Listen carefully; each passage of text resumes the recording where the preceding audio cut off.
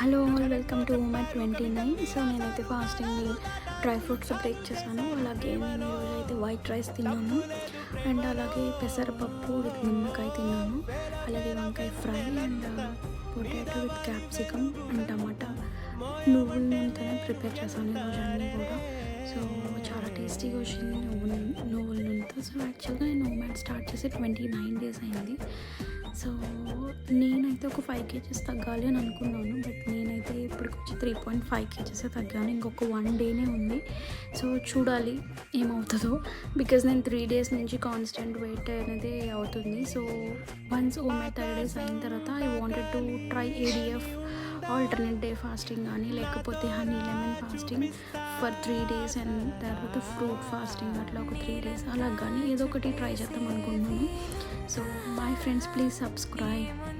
ఇవన్నీ dry fruits, better to include.